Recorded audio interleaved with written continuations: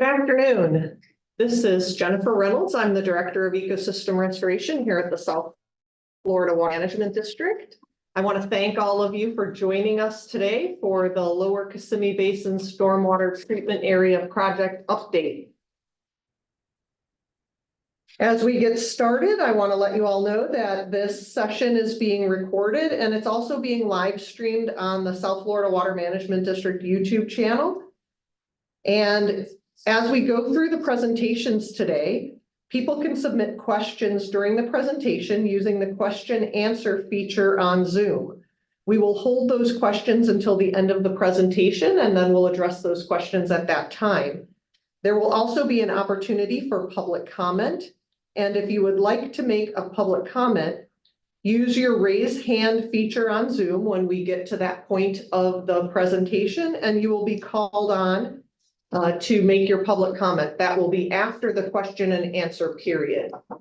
And so also, as we go through the presentation, again, you can do your question and answers in the question and answer feature on Zoom. So you'll type it in, it works like a chat feature.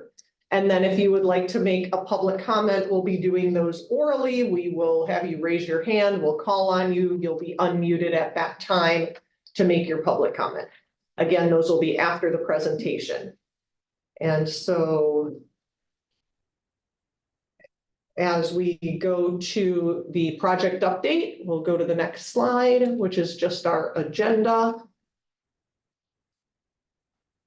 First, we'll hear from Megan Jacoby, who will give you an overview of the Lake Okeechobee watershed and the water quality within that watershed, sort of the framework of this project. And then Jenna Bobstein, our project manager for this project, will talk with some details about the project and give you an update. We'll go to next steps, then we'll do questions and answers and public comment. So I'll turn it over to Megan. Good afternoon, this is Megan Jacoby. I'm the Bureau Chief of the Everglades and Estuaries Protection Bureau.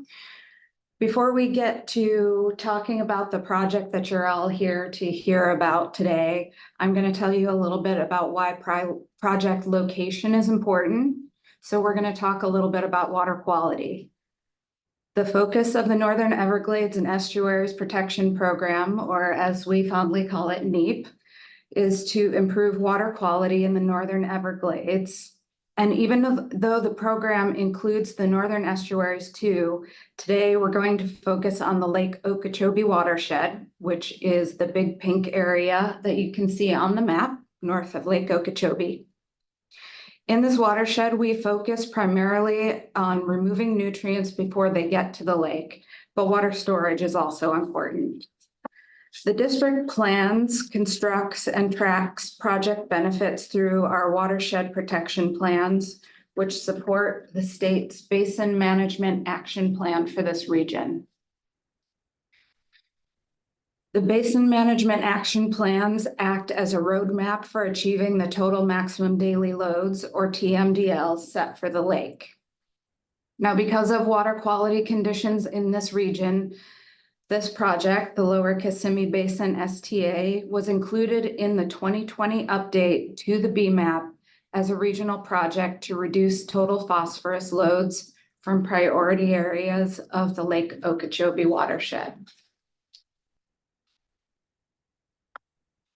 The target for the lake is to get the annual TP load down to 140 metric tons of phosphorus, which you can see as the reddish orangish line there on the graph.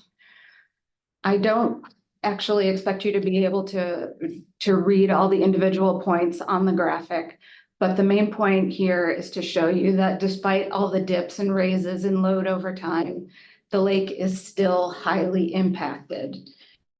In fact, the latest 5-year average load shows we are exceeding the TMDL by 262 metric tons per year.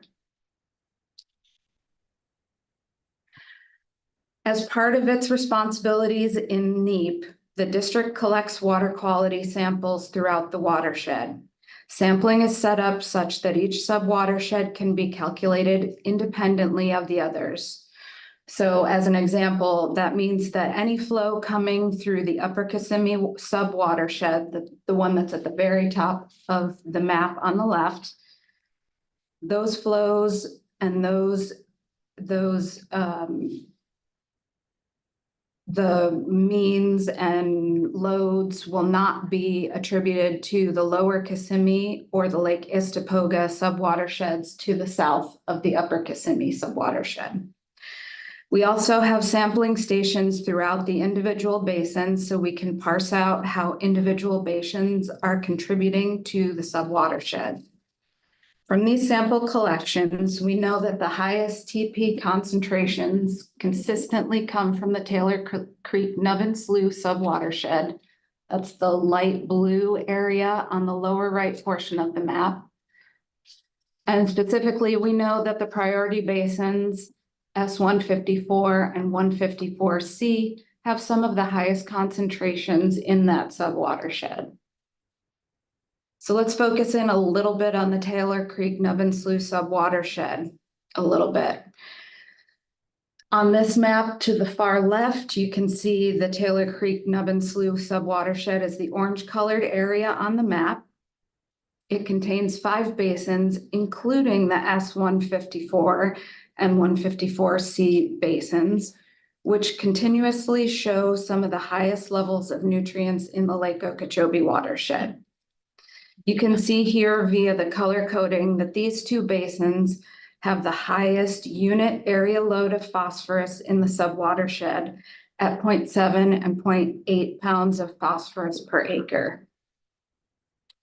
The data we collect characterizes the water quality in these basins as having high percentages of soluble phosphorus, which means it's dissolved in the water, as opposed to particulate phosphorus. So what this means to you is that the sediment control measures, such as canal dredging, are not necessarily as effective at reducing the phosphorus in this region. Instead, treatment projects such as STAs are more effective at removing both soluble and particulate forms of phosphorus. So that's one of the reasons that an STA in this area is one of the most effective projects that we can have. And from here, Jenna will talk about our project. There are several reasons why we solicited for a project in this area. The primary reason is the L62 canal. That's the light blue line that starts at the top of the figure and then goes west through the neighborhoods and cuts back to the southeast before it connects to the C38 canal. This is the canal that allows us to access water from the S154 and S154C basins, which, as Megan just described, have some of the highest phosphorus concentrations in the Lake Okeechobee watershed. The L62 canal is the priority water source for the project. Another reason is the proximity to the C38 canal. In this figure, the C38 canal is the darker blue line that starts at structure S65E and flows into Lake Okeechobee. By being able to access the C38 canal, the project can also address high phosphorus loads that do come from upstream basins. And the third reason, if conditions are very dry, there's no flow in the L62 canal and no flow going through the S65E structure, the project can also pump water upstream from Lake Okeechobee and treat lake water.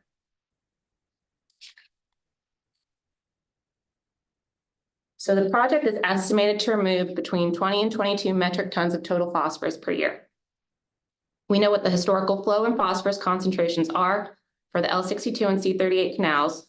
This is used to calculate the phosphorus loads going into the STA.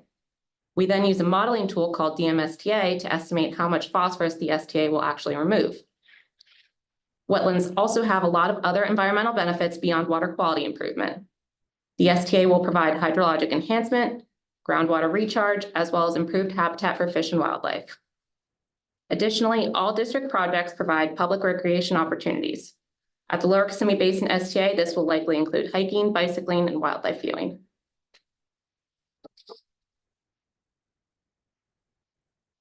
This table shows the existing basin conditions for S154 and S154C, and the phosphorus reductions still needed. Based on the restoration goal of 140 metric tons of total phosphorus per year to Lake Okeechobee, we work backwards to assign a target load for each basin in the watershed. So for S-154, the planning target is 3.3 metric tons per year, but the most recent 5-year average load was 10.1 metric tons. So currently, without the project, that basin still needs to remove 6.8 metric tons to meet its planning target. When the Lower Kissimmee Basin STA project is in operation, it will be removing approximately 21 metric tons per year, which means we will actually be able to meet the planning targets for S-154 and S-154C. That means we will not need any more reductions or any more projects in these basins, and we will be able to remove an additional 14 metric tons of phosphorus before water reaches Lake Okeechobee. For context, the Lakeside Branch STA removed 14.4 metric tons of phosphorus in water year 2023.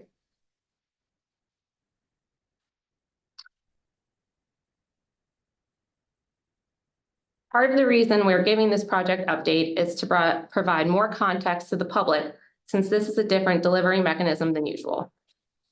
This project has been in development since 2019.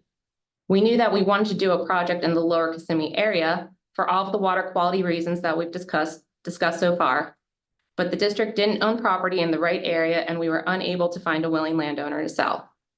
So instead of our usual process, where we buy the property and build projects ourselves, we leverage private industry to design, build, and operate a project on private land before ultimately turning it over to the district. In 2020, a conceptual STA project in the general project area was included in the Lake Okeechobee BMAP update, and grant funding from FDUP was made available for the project later that year. Then, in March 2021, the district issued a solicitation for proposals to design, construct, and operate the Lower Kissimmee Stormwater Treatment Project to address high phosphorus loading rates. In this solicitation, respondents were required to own land in the S-154, S-154C, or S-133 basins.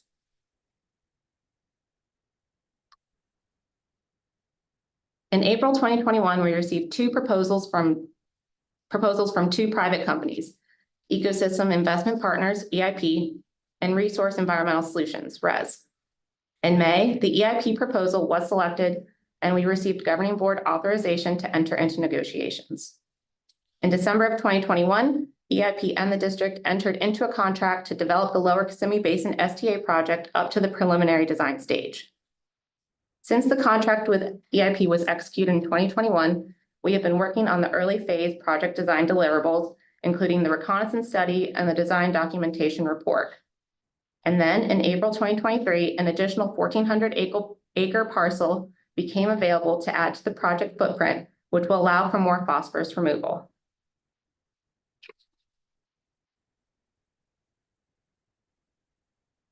This project has been discussed publicly several times since it was included in the 2020 Lake Okeechobee BMAP.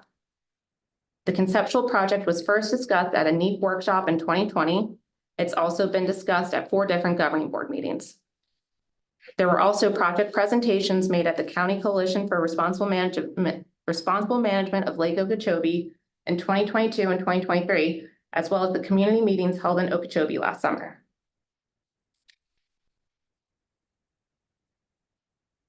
Through all of the engagement, we received feedback from stakeholders, and we will be incorporating comments into the project design moving forward. One of the major concerns we've heard so far is that the project is too close to neighboring houses. So we added in buffer areas between the project and residential communities. Another concern is hazardous wildlife affecting airplane activity. So we removed all open water areas from the design. There is no FEB associated with this project. Flooding is another major concern. To address this, we are over-excavating the STA cells to lower the water surface elevations. Also, the capacity in the L62 canal will be preserved to ensure that existing flood protection is maintained and that FEMA flood zones are not impacted. There are also concerns that the groundwater levels will rise.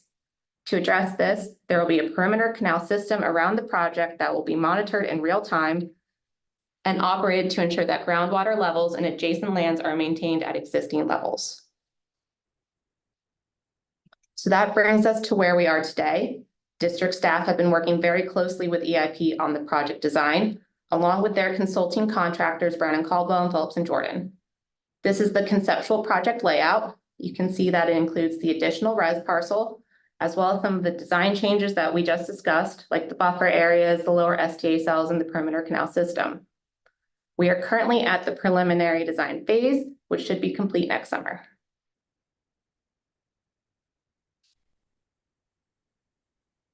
Thank you, Jenna, for that update. This is Jennifer Reynolds again.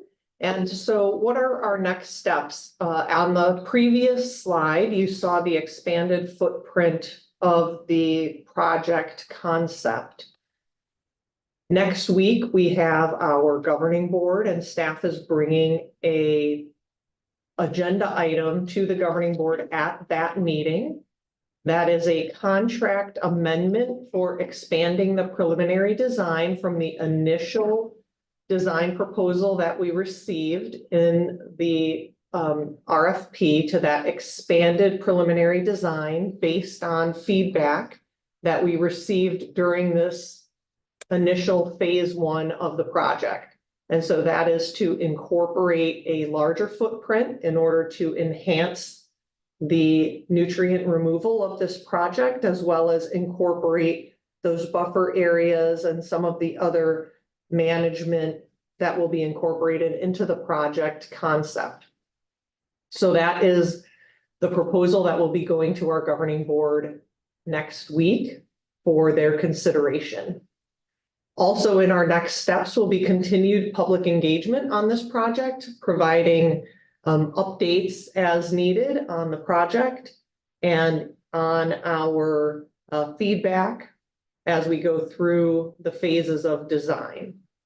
We have received a couple of questions so far, and so while people process all of this information that we've provided to you in really a short time frame, I know many of you may be seeing this for the first time if you haven't participated in some of the other public meetings or are seeing some of the additional changes that have been incorporated into the design. So I'll give everyone a few minutes to provide additional questions.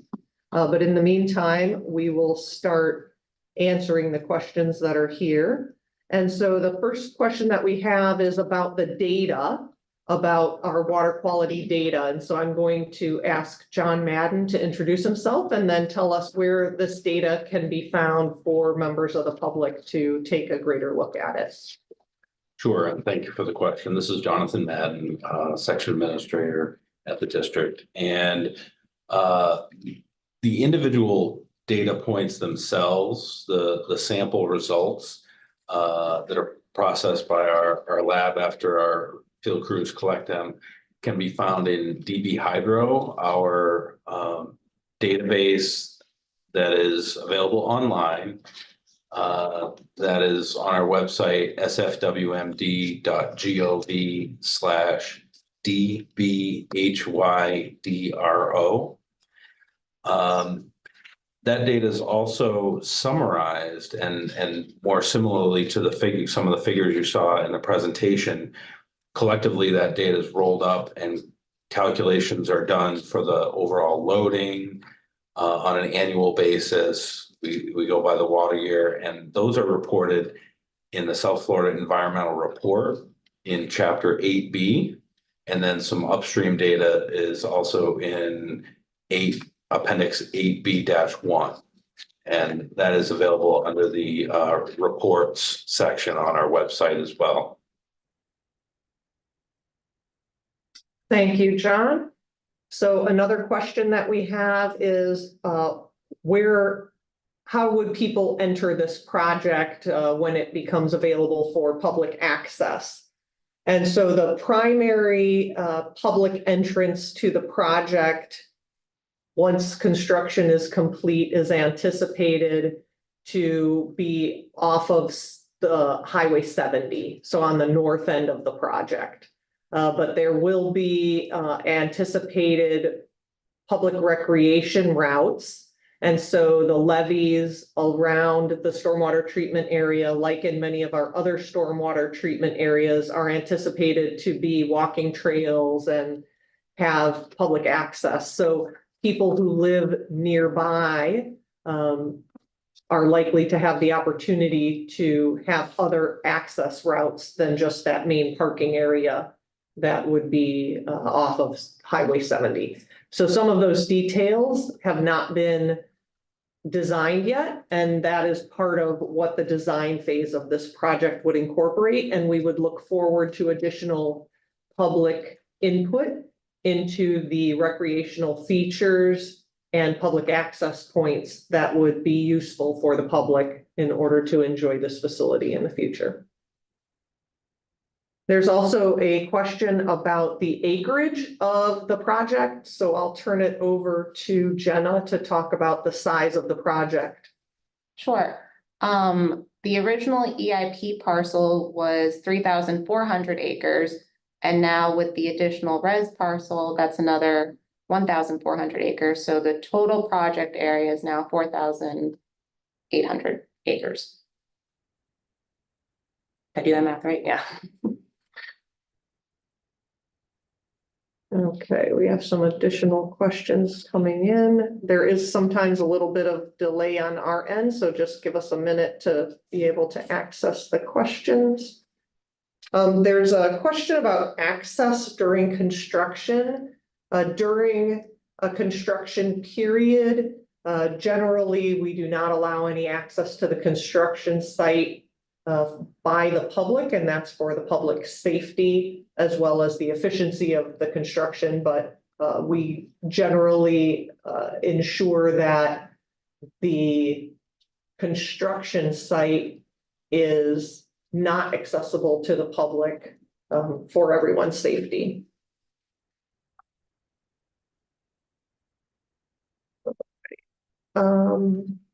There's some questions about stormwater treatment areas and proximity to residential areas. So we have several stormwater treatment areas that have residential areas adjacent to our projects. And in those situations, as was mentioned earlier, the seepage management for the project ensures that those residential areas are not impacted in terms of groundwater. And that is a requirement by law of all of our projects. And so we do have several projects that have residential areas adjacent. And in fact, there was some comment at a recent county commission meeting about one of our other stormwater treatment area projects, where people were commenting that they very much appreciated being located near a stormwater treatment area because of the recreational opportunities that it provided for them. In terms of cost for this project, the proposal that we are bringing to our governing board next week is for a change. The contract amendment is to change the scope of the project. We are not asking for any additional funding authority from the governing board at this time in order to continue with the preliminary design of the project. At a future time, and we'll talk more about this at the governing board meeting next week, but at a future time, we will have opportunities within the contract, both as part of the current contract and as part of the amended contract, to look at a cost analysis of whether we would continue with this delivery mechanism for the project or have an opportunity to consider an off-ramp from the current contract to either move forward with the design and construct it on our own, or to purchase the land from the current landowner and proceed with a design and or construction on our own, or other combinations of that. And we are not looking to make that decision this month. That is a decision that we would make with the governing board at a future time. The current proposal is to continue with the preliminary design so that we have additional information in order to make those kinds of decisions in the future.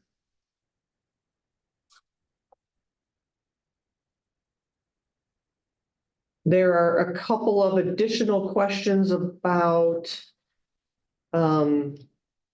more specifics on the plans for the project. Right now, we have just a conceptual design. What we are working toward with the consultant at this time is additional specifics on the plans and the actual preliminary design of the project. So that is to come, and we will be providing additional information into the future as that information becomes more available.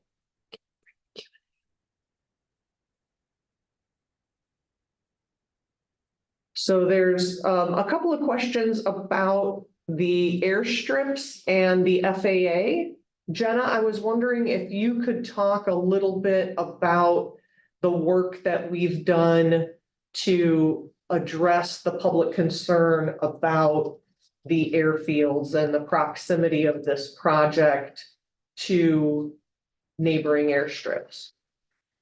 Yeah, thank you. We have, an independent wildlife hazard review was completed by an FAA qualified wildlife biologist. And they concluded that the proposed project does not represent a significantly greater wildlife hazard to aircraft than existing conditions. Basically what that means is the birds that are there now at the improved pasture would be replaced with different kinds of birds that wouldn't be any more hazardous in the future than what they are right now.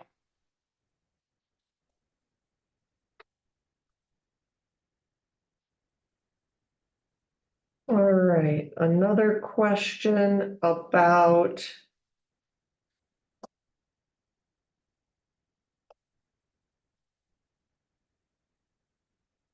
stormwater treatment area projects that we have that have been completed. So we have several stormwater treatment area projects in our inventory. All of the stormwater treatment area projects that we have constructed are operating successfully. Those projects are removing nutrients. Jenna mentioned the Lakeside Ranch Stormwater Treatment Area, which is one of our stormwater treatment areas that is north of the lake. That project is removing nutrient loads, as are all of our stormwater treatment area projects. We work through different operation schedules. All of our stormwater treatment area projects require maintenance. And so we monitor those projects. We monitor the operations, the water levels, the distribution of plants, the seepage management of all of those projects. Every one of our projects goes through iterations from conceptual design to preliminary design to final design. We generally make modifications on all of our projects through that process in order to incorporate stakeholder comments, information from our technical teams in order to make those projects better.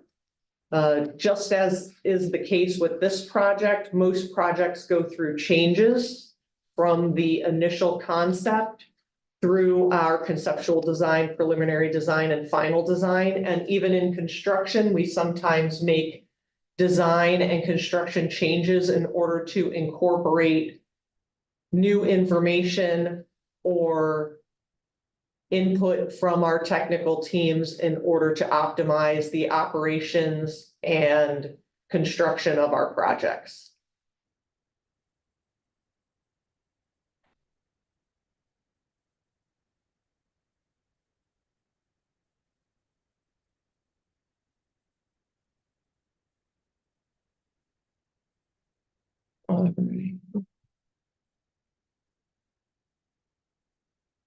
There's a question about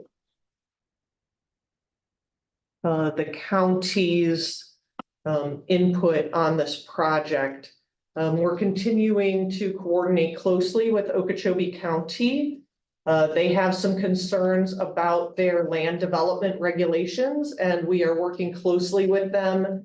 In fact, our leadership has been in contact with their staff just this week to discuss specifics about their land development regulations and ensure that this project is compliant with any permitting that is required by Okeechobee County.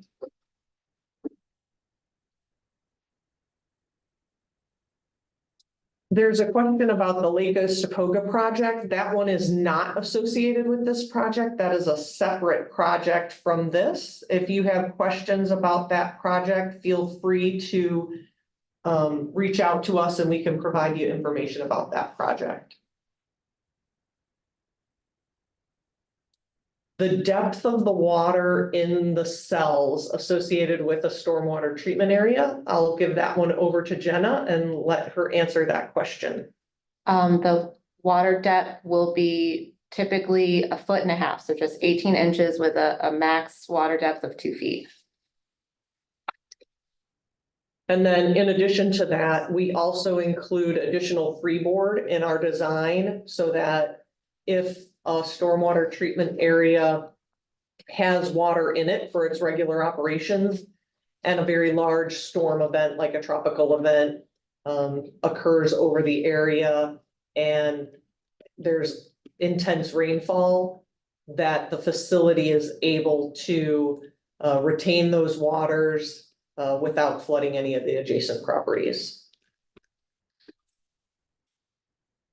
There's also, I know we covered this earlier, but there's another question about affecting the water table. Jenna, could you go over again one more time about how we design our projects so that they don't affect the water table in the adjacent areas? Sure. Can you go back one slide?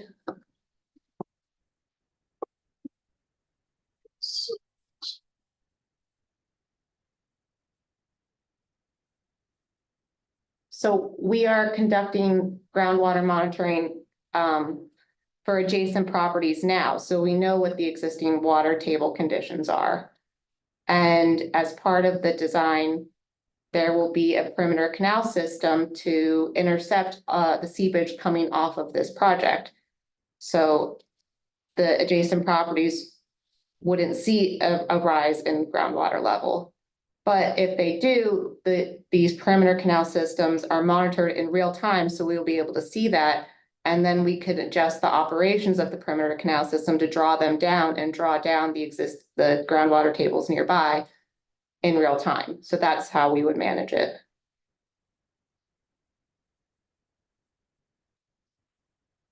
Megan, there's a question about if you could go over again the pollution in these basins. If you could go through that again for us. Sure. So as part of the Lake Okeechobee watershed, you can see there on the map on the left, the color coding as you get oranger or redder means higher pollutants. So you can see that the Taylor Creek Nubbin Slough sub-watershed within the Okeechobee watershed is the highest pollutant area of the watershed. And then if you look over at the little pop out there, you can see circled the S154C and the 154 basins. Those two show the highest levels of unit area load phosphorus in the region. So that's the reason we're focusing on this area in particular. And there was also a question about who owns the land and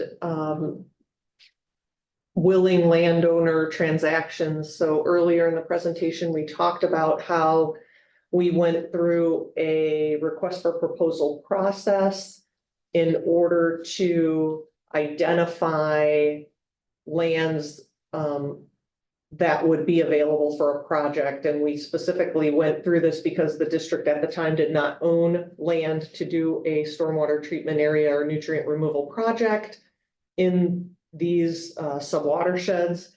And so we went through the request for proposal process. And two entities came forward, and one of the requirements with that proposal process was that they were a landowner in the basins that were willing to enter into a project with us. And so in this case, the landowner is a willing seller of this property and is in collaboration with the district in order to provide the project. Most of the other questions that I'm getting look more like information that folks would like to provide to us. So at this time, I'd like to, I don't want to slow anyone down from asking questions, which you're welcome to continue to put questions in the chat. But I'd like to move to our public comment period, because it looks like some of these questions that we're getting might be better made as a comment so that we can collect your full idea and thought. So we're going to ask you to raise your hand if you would like to make a public comment. We do have quite a few people online, and I see several hands going up now. So if you would like to make a public comment, please raise your hand. I'm going to ask Becca to introduce herself first, and then let us know how we're going to move forward with this public comment period. My name is Rebecca, and I'm going to be going through the list of attendees with their hands raised. We're going to go in order that they have raised their hands, and you're going to have 3 minutes to talk. We have 3-minute clock on our PowerPoint presentation, and so we do ask that you withhold at the end of the 3 minutes so that we can make sure that everyone has the chance to talk. We're going to start first with Rich Reed. Rich, if you could unmute yourself. Good afternoon. Hey, Jennifer. Hey, Megan. Hope you both are doing well. I included some of my comments as well in the chat. So I wanted to make comment real quickly regarding the environmental study that was discussed. The county also reviewed that and had an environmentalist review and comment on the district's suggestion that the bird activity would not be increased. Our report, as well as historical evidence from the district's website on STA, shows that bird activity does significantly increase with STAs, even without the water. So when this project is now increasing from 3,300 acres to almost 5,000 acres, we would suggest that it would actually enhance bird activity above what even we were concerned with previously, which again affects our airport. The county, this is the first time that the county has seen this enhanced or expanded proposal. As you're aware, we had a meeting with EIP in January of 2024, earlier this year, following our discussion with the governing board, and we were notified that we would be apprised of any updates. Again, this is the first time that we're seeing the plan. Our concern is, does this project still fit into the area, the radius, the requirements as outlined within the LDRs and the FAA rule? That actually presents a significant concern for us, and one of the reasons why this project would be evaluated during the permitting process. And we're hopeful that we were able to speak with you all shortly with regards to how that process will go. We provided EIP back in January with notice that because of the size of this project, because of the different enhancements and the changes to the property, that it would require a site plan review and then permitting. And so we're hopeful that we can, continue those conversations and start that process as soon as possible, so we can identify whether or not this project meets our code. Because the last plan that we had strong concerns on whether or not it would even be permitted because of the areas that may not be included or meeting our LDRs. I know I'm running out of time, but I'm hopeful that I can have an extra minute. Yeah, go ahead, Rich. Okay, thank you. I appreciate it. And then with regards to the groundwater seepage, and this is a significant issue for our county commission because it's a significant issue for those in the area.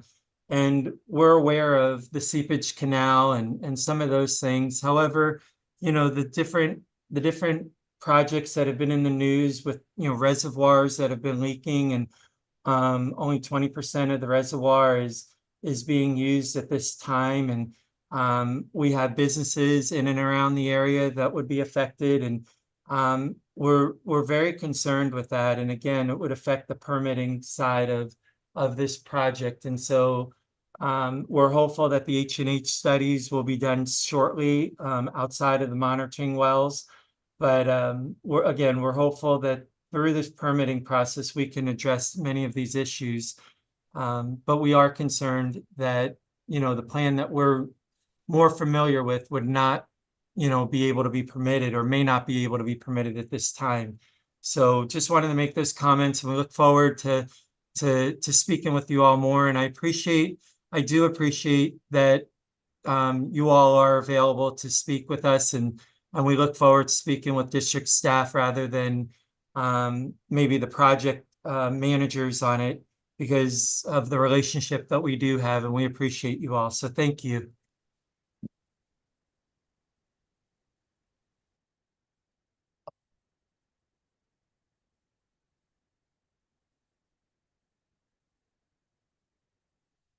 The next speaker we have is Paul Rick.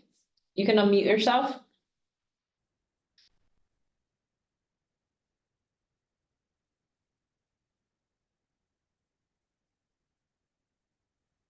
Paul, you're still muted.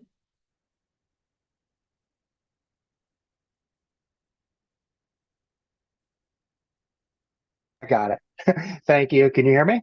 Yes, go ahead. Okay. My name is Paul Rick, and I live in the Lazy Seven Estates area. That's the one that's probably closest to this project. There's about 100 homes there, and I've lived there for 28 years. Right now, currently, that canal is about maybe a foot of water in there. So I have a feeling that a lot of your water that's going to be put into this reservoir is going to come from the Kissimmee River. So this makes me question why this location, because I have several concerns about the project being so close to Lazy Seven Estates area. You guys there's a lot of money being spent, which is part of my money, by the way, taxpayer money. There's a lot of money being spent, and I hope you guys have some money allotted for the residents of that area that might get affected by the water tables rising in our septic tank systems failing. So I would hope there's money available to help residents in that area come up with solutions to fix the problem. That's first thing. So if it fails and the water tables rise and we have diminished value of our homes, is there going to be any coverage for that? Now, I'm asking a very selfish question that has to do with the residents in that area. Another thing is, I've spoke with about 10 of my neighbors. Nobody's aware of this project. When I bring it up and talk to them about it, they're unaware. So, I that's my concerns. My concerns are kind of selfish.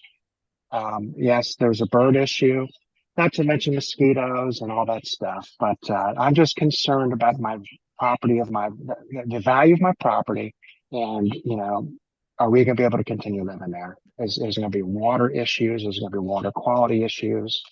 That's it. Thank you very much.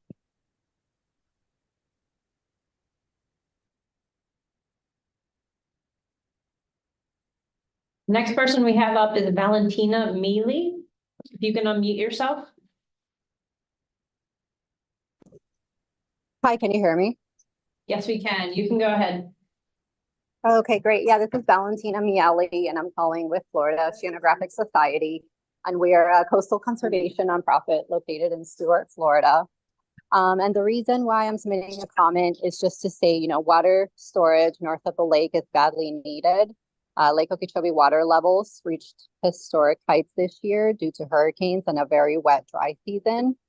Additional removing nutrients coming into the lake is very important. We've seen blue-green algae blooming earlier and earlier every year in the lake. So both water quantity and quality in Lake Okeechobee greatly affect the northern estuaries with negative consequences to our economy, marine life, and human health when Lake Okeechobee releases happen. So we just wanted to say that we support this project and we're happy to see it move forward and look forward to a lengthier discussion at the district meeting. Thank you, Valentina. Next up, we have Caitlin Newcamp. You can unmute yourself. Thank you. Caitlin Newcamp with Audubon, Florida. Just want to echo the previous comment. So we really appreciate this helpful presentation and all the updates you've given on the Lower Kissimmee Basin STA. Audubon has been supportive of this project from the beginning, and we're really pleased that you've addressed some of the community concerns through assessments followed by actions, such as including buffer zones and full vegetation to the design. Given the serious phosphorus impairment in the basin, we do urge you to continue developing this project because it will help slow down water and treat water. More of these types of projects are needed for Lake Okeechobee to meet its phosphorus TMDL goal. And the Lake Okeechobee region in and of itself is long overdue for restoration investments. Situated in the northern part of the Everglades, if Lake Okeechobee is healthier, we will see the benefits downstream, enhancing our Everglades restoration goals overall.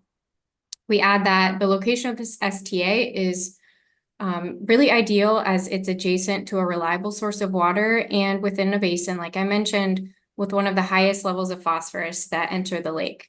So we just want to thank you for putting on this presentation and moving forward, continuing to build out this public-private partnership to help mitigate nutrient-laden discharges. Thanks. Thank you, Caitlin.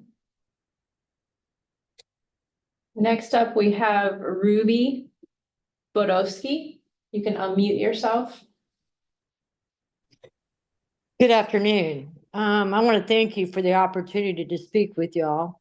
I've lived out in this area of the Lazy Seven for over 30 years, and my home was built in 1980.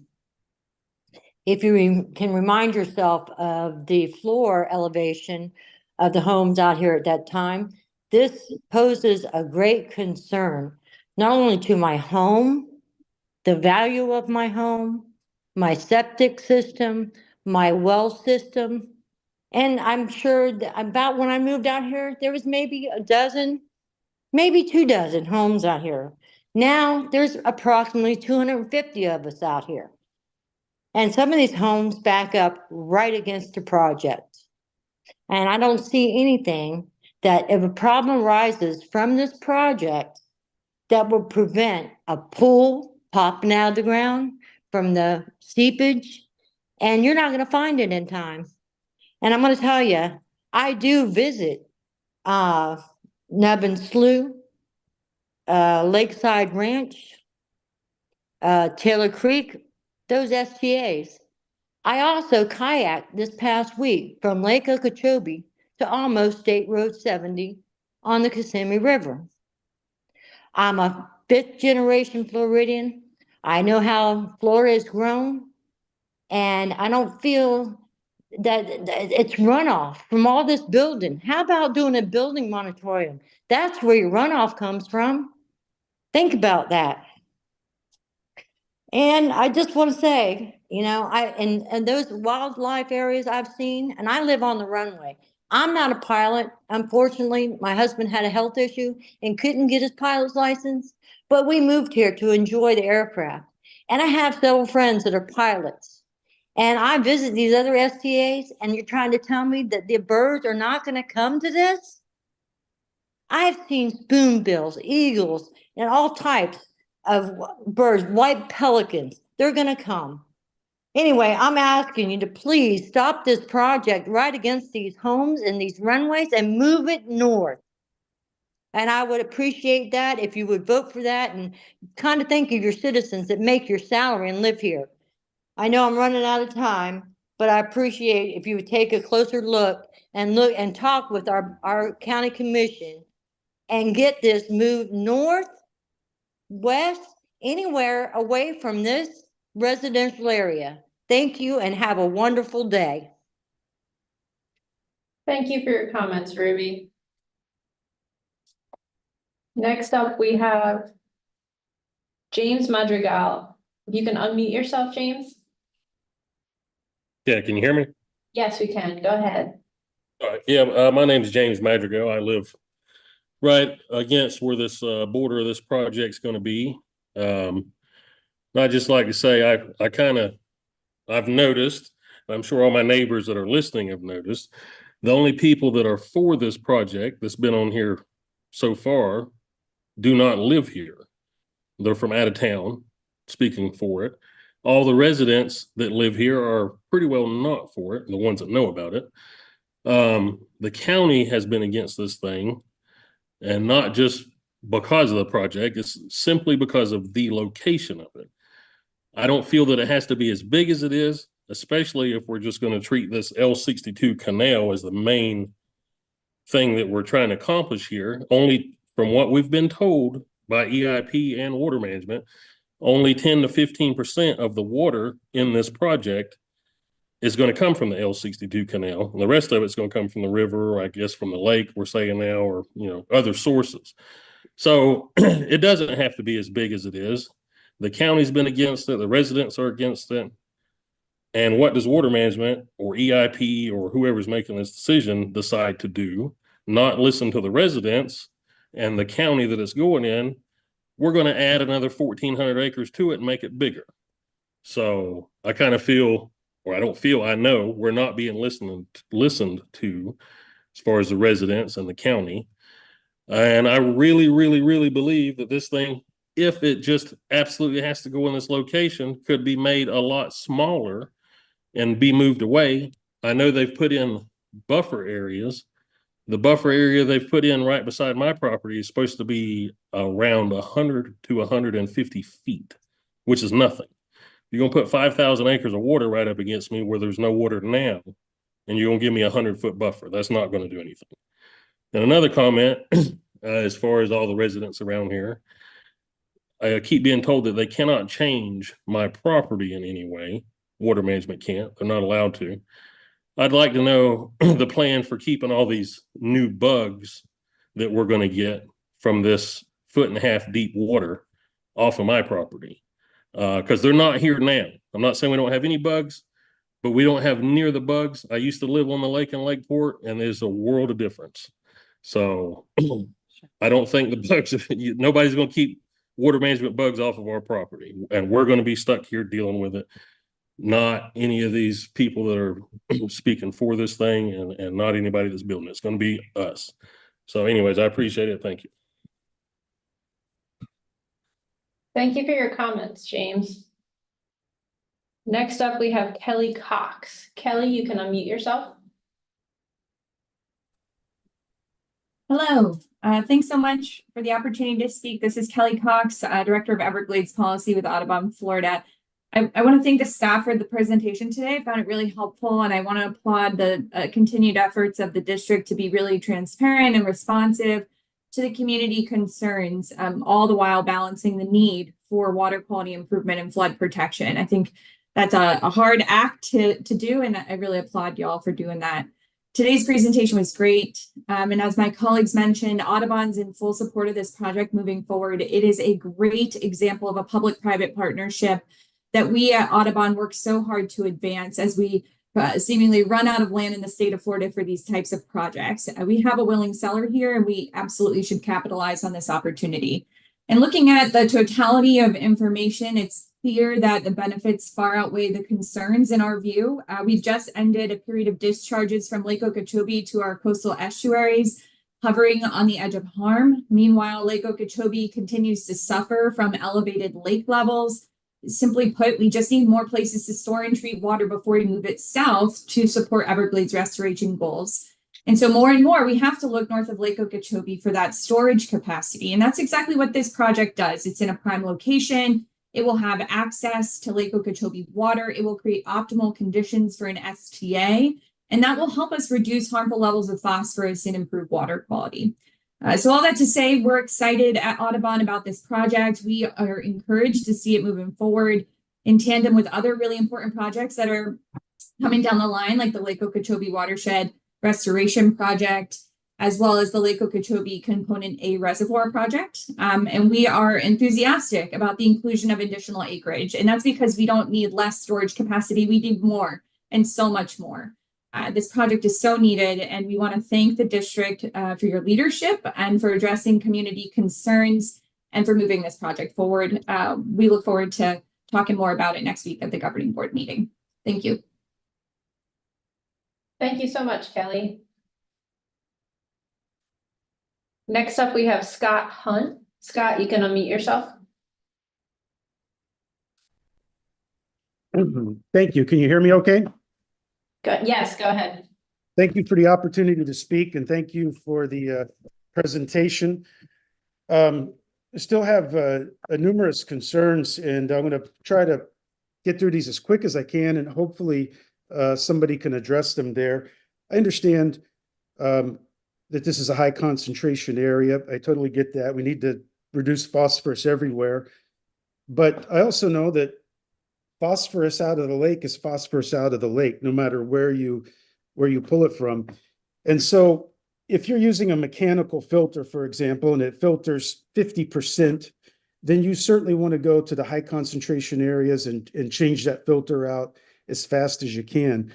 But as far as a biological filter, and I'm not a botanist, so I'm not an expert, but I have a hard time believing that if you plant these cattails in high density water or high phosphorus concentrations, it seems to me they're going to absorb what they need, and they're not necessarily going to take more out of high concentration area. So my point being is that it would seem to me that you could pull just as much phosphorus out of other areas that weren't quite as heavily concentrated. So I wonder if you have somebody on staff that could speak to that and tell us explicitly, because that's the big rationale for this location that's been made today. It's been made in the past. I'd also like to know if there's anybody on the district staff, expert on birds, that can reconcile the history of birds and hunting at your other STAs and why they think they won't be here. I posed into question. I spoke with Paul Gray at the August 29 meeting when they deleted the birds from the first round of images, and he chuckled and we laughed about it. And I asked him, he said, this STA will have birds just like Lakeside. You're going to see all the same species there, many of which are very large and hazardous, and they're not there now because we drive by, we fly by, we look out over it. On the hydrology front, I attended a LOCAR meeting last year along with Ben Butler, and there was a gentleman there from that neck of the woods south of Loretta, east of Istapoga. And he said with the water level being raised on the Kissimmee River, they were seeing hydrology effects 4 miles away. 4 miles away. And if I'm not mistaken, I think you're only holding the water up there around 25 feet. And I think the land is higher there. So I'm not sold on the seepage canals, and I'm highly suspect of that. And so my question is, when EIP tells us, and their engineering firms that they've bought and paid for, when they tell us that it's not going to be a concern, it's not going to raise the water table, who are you going to believe? The people that have already sunk over 30 million in this project, it's the balance of a 300 million project hanging in the balance, or are you going to believe a farmer that's been working his whole life out there on the land? So I understand the concept of seepage canals, but I'm highly suspect that it's not going to affect the water table. Ben also told me about all the work you're doing down. Thank you, Scott. Can you wrap up your comments? Yeah, the last thing I would see down at Las Palmas, and that was dismissed as being on the Miami limestone. But when I look at the report, I was looking at it this morning, only 6% of the water was flowing into Las Palmas through the limestone. The rest of it was deep. You put in that seepage wall 65 feet deep down there for a reason, because that water was flowing under it. The seepage canal was not adequate. So if somebody could speak to that, we'd greatly appreciate it. And again, I appreciate all of you and your effort. Thank you, Scott. We appreciate your comments. Next up, we have Ansley Sampson. Ansley, can you mute?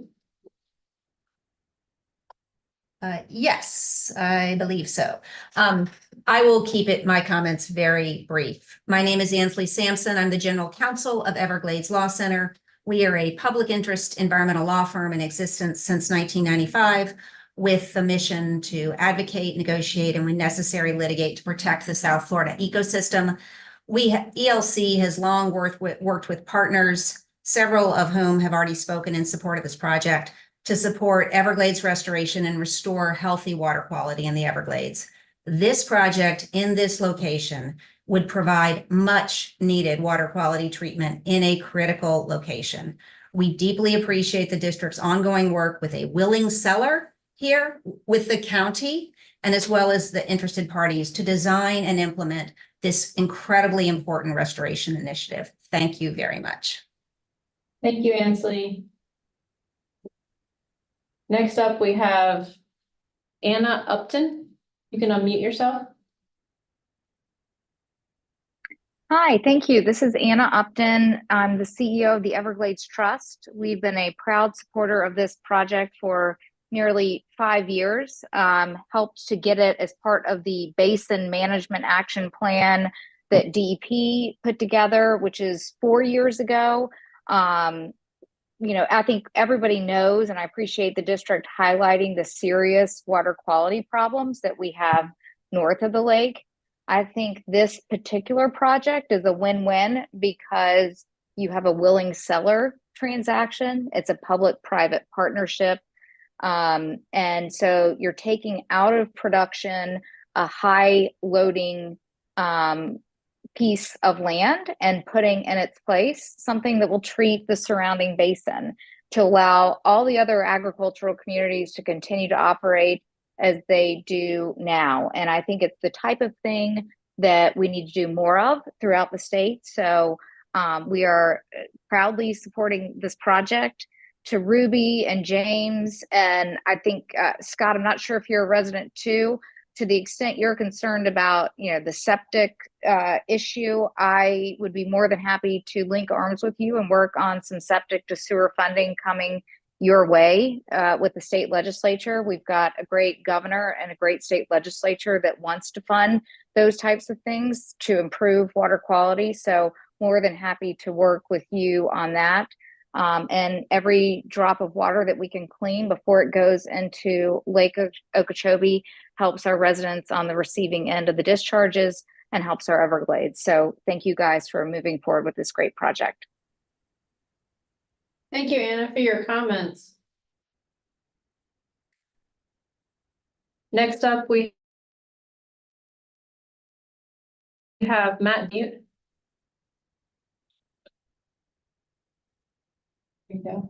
Hi, thank you. My name is Matt DePalis. I am the Environmental Policy Director for the Sanibel Captiva Conservation Foundation. I just wanted to put on the record our support for this project and how important it is that we have projects like this, not only because of the great nature of the public-private partnership that this is exhibiting, but also just to highlight the fact of how much more storage we need in this system to really start feeling the benefit of a lot of these water quality projects. Out here on Sanibel and Captiva, we're the catcher's mitt of the Caloosahatchee, and whenever we have these huge discharges, we really take the brunt of that, and we see outsized impacts on our ecosystems, on the general environment of our coastal communities, and on the economies of our coastal communities. And until we have enough storage in the system to effectively contain and treat the water that is coming off the system and put that water where it needs to go into the Everglades, we're going to continually see those impacts here in both of our northern estuaries on both coasts. So I'd just like to reiterate our support. Thank you for the staff presentation today. It was hugely informative and looking forward to discussing this project further. Thank you, Matt.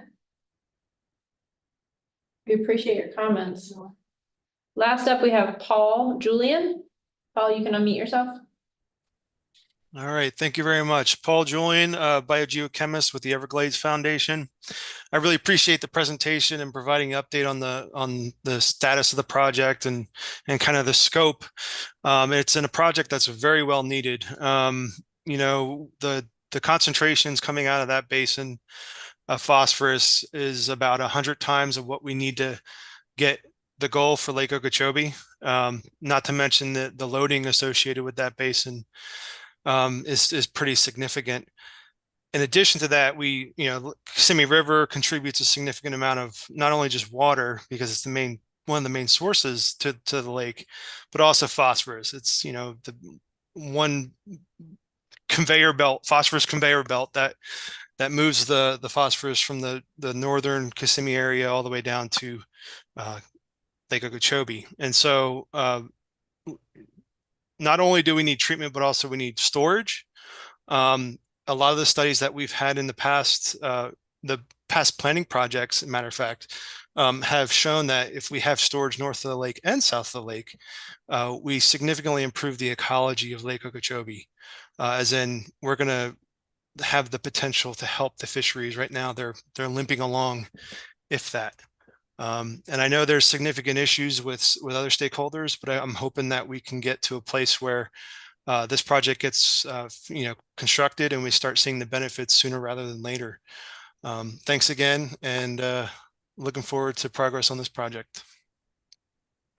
Thank you so much, Paul.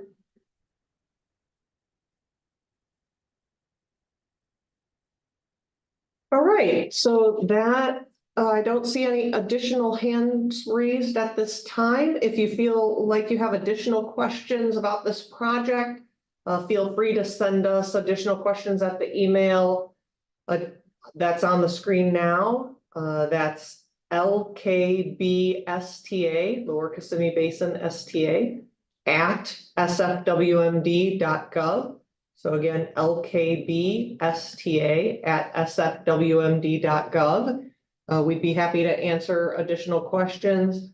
Again, we really appreciate all of the engagement, the additional information that you've provided at this meeting. We will continue to engage the associated landowners and residents that are around this project. I know several of you commented that you didn't have enough information or that you didn't get notification about this project early enough in the process. I can't change what has happened, but I can influence what happens in the future. And the district can commit to you that we will be engaged with you on this project moving forward and make sure that we make ourselves available to answer your questions. So we look forward to that continued engagement and bringing this item to the governing board next week. So hopefully we'll see some of you there. Our meeting next week will be in Stewart. So we will be off-site in Stewart, and information about that meeting, the time, the location, and all of that can be found on our website. So thank you again for joining us. We appreciate your continued engagement and look forward to having additional information about this project with you in the future. Thanks for participating.